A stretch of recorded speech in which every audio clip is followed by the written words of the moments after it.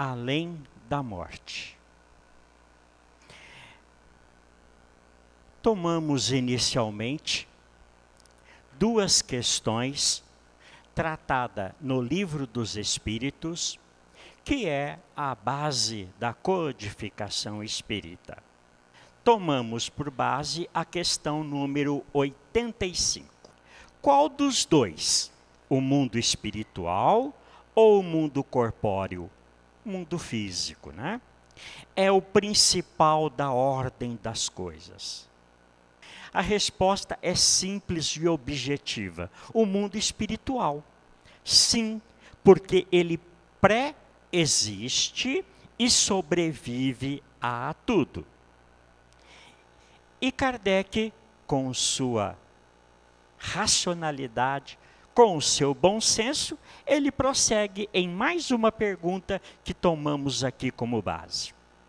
O mundo físico poderia deixar de existir ou nunca ter existido, sem que com isso alterar a essência do mundo espiritual? A resposta: sim. Eles são independentes, mas a relação entre eles é incessante, porque reagem incessantemente um sobre o outro. Ora, não foi o Espiritismo que criou o mundo dos espíritos, que criou o mundo espiritual. Como já falamos, Kardec é assessorado pela equipe do Espírito de Verdade, observou os fenômenos espíritas daquela época e, estudando esses fenômenos, através de questões, dissertações recebidas dos espíritos, através de vários médiuns do mundo todo, ele então codificou as leis da doutrina espírita, que são reflexo das leis de Deus. Portanto, o mundo espiritual pertence à natureza. Vejam, o próprio Jesus disse: antes que este mundo fosse, eu era. Então a Terra tem em torno de 5 bilhões de anos. O mundo espiritual já pré-existia. E ele continua sobrevivendo. Então, o dia que a Terra terminar, o mundo espiritual vai continuar, porque ele é um mundo real. Ele pertence às leis naturais, às leis divinas, emanadas do nosso Criador. E são leis tão imutáveis e eternas quanto ele.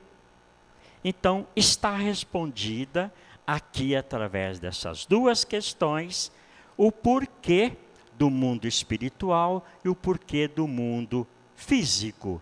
Porque somos criados simples e ignorantes e, encarnando no mundo físico, nós viemos para cá para ter experiências para o nosso aprendizado e para crescermos progressivamente até atingirmos mundos regenerados, mundos perfeitos, aonde a encarnação e a desencarnação são totalmente diferentes do nosso. Então, nós, para afirmarmos ainda mais essas respostas do Livro dos Espíritos, buscamos uma mensagem de Emmanuel, que ele coloca como prefácio do livro No Mundo Maior. E nós fizemos aí um resumo dessa mensagem, que ele trata por Na Jornada Evolutiva. Emmanuel diz assim: Dos quatro cantos da terra, diariamente partem viajores humanos aos milhares, demandando o país da morte. Essa palavra país da morte, ele está simbolizando o quê? O mundo dos que aqui viveram e que passaram para o outro lado, né? É o que nós chamamos mortos, mas na verdade estão mais vivos do que sempre. Vão-se, esses milhares de viajores, vão-se desde ilustres centros da cultura europeia, de cidades americanas, de velhos países asiáticos, de ásperos climas africanos, procedem assim de grandes metrópoles, de capitais, de vilas, dos campos, dos mais isolados cantos da terra. Dessa viagem participam santos e malfeitores, homens diligentes, trabalhadores, nobres, e homens preguiçosos, indiferentes a tudo. E Emmanuel então faz a seguinte pergunta: onde abrigar essa estranha e infinita caravana? Vimos aí dos mais estranhos lugares, das mais estranhas culturas. Onde, no mundo espiritual, abrigar isso?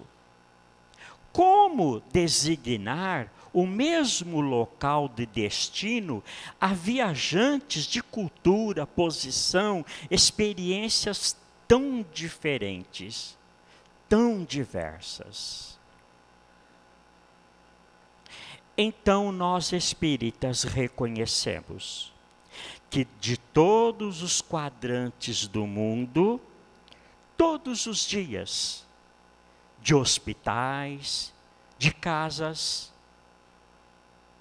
dos mais lugares possíveis, partem através do barco da morte milhares e milhares de espíritos. Assim como em todas as maternidades da terra, no dia de hoje, também nasceram milhares de pessoas. Isso, então, é um vai e vem muito grande. De espíritos vinculados à nossa terra. E vêm para cá com tarefas bastante definidas, específicas, tendo cada um que aqui aborta, que aqui chega, um conjunto de dores e de experiências que deve encarar, visando o progresso espiritual. É para isso que aqui nós estamos. E Emmanuel, então, continua. Perante Deus, todos temos os mesmos direitos. É verdade isso? Sem dúvida, porque todos somos filhos de Deus. Mas, sempre há um mas, né? Ele coloca assim, ó. Porém, estarão distanciados entre si pela conduta individual diante das leis divinas, que distingue, a lei divina, distingue a virtude do crime. Deus distingue o trabalho da ociosidade, a verdade da simulação, a boa vontade e a indiferença. Como então avaliar com medida única almas tão diferentes? Como avaliar isso no mundo espiritual? Seria demais exigir que uma alma que desencarna na mais longínqua vila existente no mundo, aonde não tem água, aonde não tem luz, aonde não tem escola, aonde não existe recursos tecnológicos de uma grande metrópole, tivesse esse desencarnado desta forma, é alguém que parte para o mundo espiritual, mas tão diferente daquele que parte de uma grande capital do mundo com todas as escolas e culturas possíveis. É assim, então, que Deus, que os bons espíritos, através do bom senso, da lógica e do raciocínio, mediante as leis de Deus, avalia cada um dentro das suas possibilidades. Por que motivo, diz o Evangelho, condenar um delinquente a uma pena eterna, a um inferno eterno, se o próprio Evangelho, trazido por Jesus, diz que o Pai é amor e pede regeneração, amor e misericórdia? Ainda, infelizmente, há crenças que pregam isso, né? Ou vai para o inferno ou vai para o céu. Será? É bem assim? E a justiça e a misericórdia de Deus? Será que um selvagem que tenha eliminado alguém através de flechas, de flechadas, vai receber no mundo espiritual as mesmas oportunidades que teve um europeu supercivilizado de aprender e que extermina o outro à metralhadora? É muito diferente as responsabilidades de um selvagem, como dissemos, de alguém de uma vila distante, que não teve escola, que não teve água, luz, nem internet. É bastante diferente de alguém que teve tudo isso de oportunidade e não soube aprender.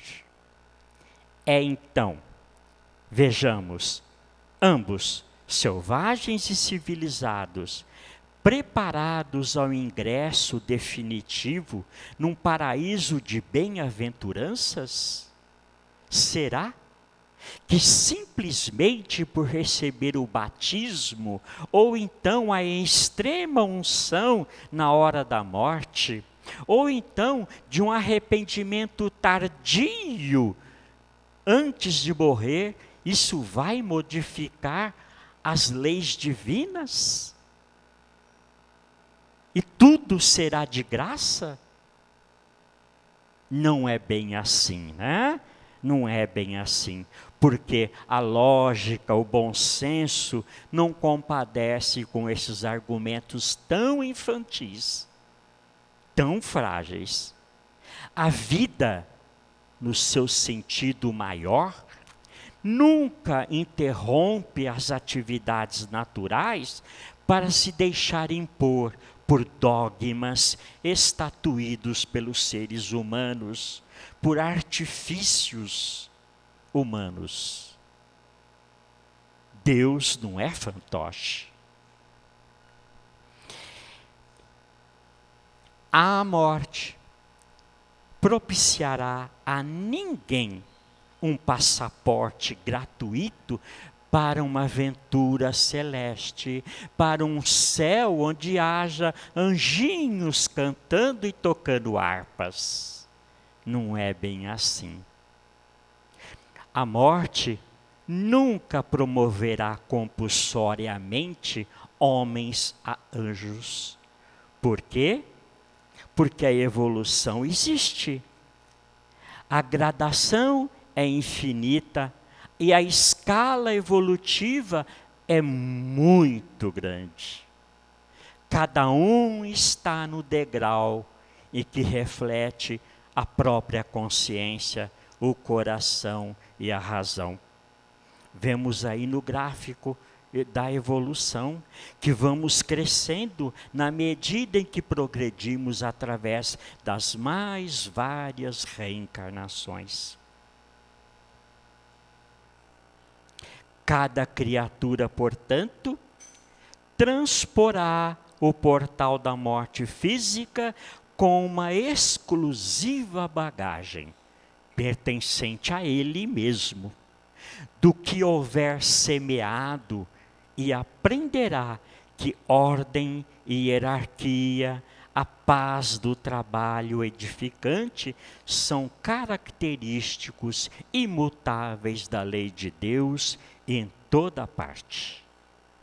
E termina Emmanuel essa mensagem dizendo assim: ninguém depois do sepulcro gozará de um descanso a que não tenha feito jus. Por quê? As vivências são diferentes. As experiências, os hábitos dos encarnados, que somos nós, nos mais diversos ambientes do planeta, são muito diferentes. Seria um erro, então, nivelarmos o mundo espiritual como sendo uma só dimensão, um só lugar. É um equívoco da nossa parte. Não, não é assim. No mundo espiritual, há diversas regiões, há diversos estágios evolutivos, aonde cada um irá para o qual ele se sintoniza, dependendo da sua conduta individual. Então, além da morte, no mundo espiritual, o que há são os próprios homens. Há criaturas com características das mais diferentes e diversas. Há aqueles que se dedicaram a vida inteira para o mal. Há aqueles que se dedicaram a vida toda aos vícios, às drogas, às alucinações, às paixões. Há aqueles que viveram prejudicando o semelhante por muito e muito tempo. Há aqueles que jamais buscaram um livro para ler, para se esclarecer. E chega no mundo espiritual com uma ignorância gigantesca.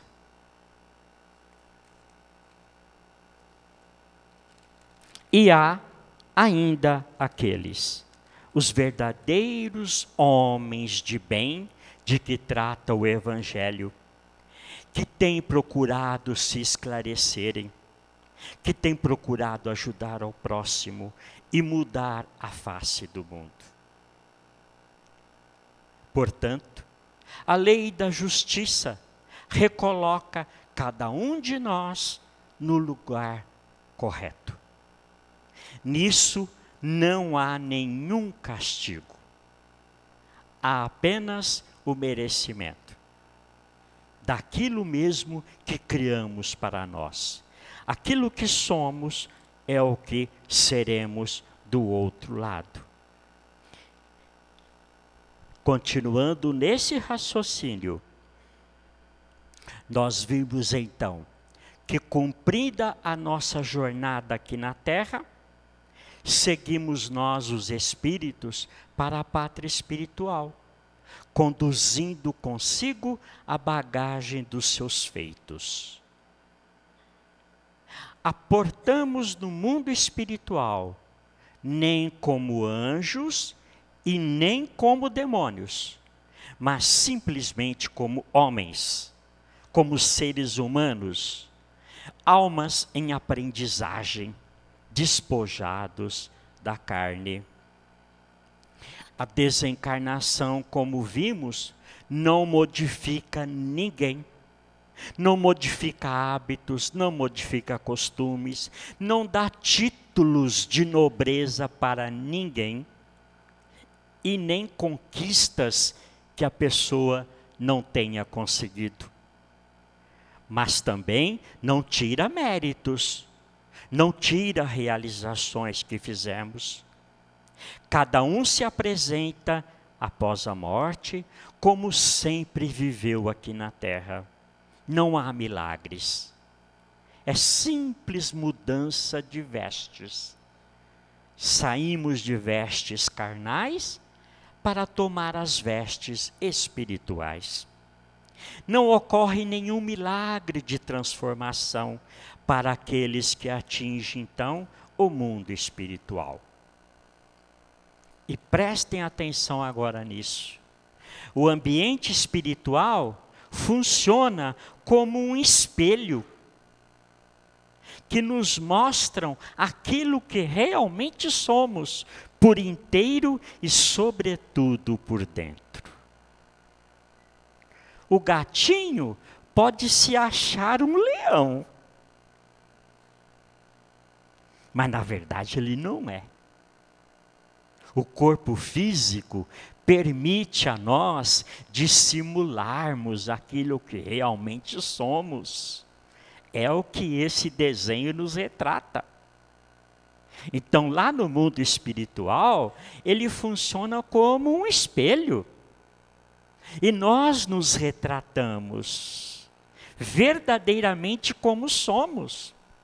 E chegando lá, a criatura, nós, espíritos encarnados, no instante da desencarnação, não teremos nenhuma possibilidade de fugir. Não temos nenhuma possibilidade de dissimular aquilo que realmente somos. E somos então constrangidos ao olhar internamente para a grande verdade que somos. E somos levados a observar concretamente os efeitos dos nossos pensamentos, dos nossos sentimentos. André Luiz escreve no livro Nosso Lar, e ele informa o seguinte, que a sua maior surpresa quando ele chegou lá no mundo espiritual, foi que ele se encontrou com a verdade. E que a vida física, diz ele, tem o dom de dissimular o que verdadeiramente somos. Então, pensamentos, emoções, aqui encarnado, reflete a média daquilo que estamos acostumados a pensar e agir diariamente. Mas que o corpo físico muitas vezes esconde. Mas isso não acontece no mundo espiritual, porque ele nos revela verdadeiramente aquilo que somos. Então, muitos, milhares, chegam lá atônitos, vendo o seu ambiente interior, íntimo, na verdade, como ele é. A grande maioria ainda da humanidade, ela se encontra vinculada ao materialismo, à vida física, de forma intensa nas sensações que o corpo lhe proporciona.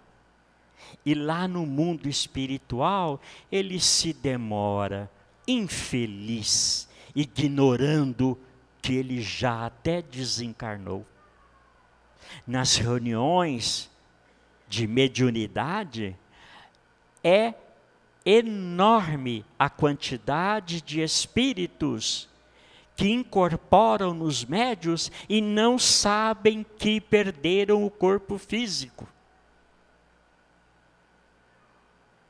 Ainda sentem o corpo físico no túmulo. É como se estivessem vivos. E continua nas casas, e continua nos hospitais de onde desencarnaram, sem guia, sem rumo. E Emmanuel diz assim: agem como se fossem turistas, confusos, perdidos, num país que eles não conhecem, e cujo endereço perderam. É assim que a maioria, infelizmente, da humanidade se encontra. Então, se sentem visitados por aflições, remorsos, receios e ansiedades. E demora muito a perceber que a vida continua. Então é preciso que os espíritos protetores peguem aquele ser, leva para uma reunião espírita e lhe seja dito: olha, você já morreu. Por que você não se esclareceu antes? Essa é a grande pergunta que a gente nos faz. É por isso que também muitos lá no mundo espiritual não conseguem perceber os espíritos protetores ao lado deles. André Luiz ficou 9 anos no umbral. E 9 anos ele foi acompanhado por Clarencio, um mentor espiritual, e ele não conseguia enxergar.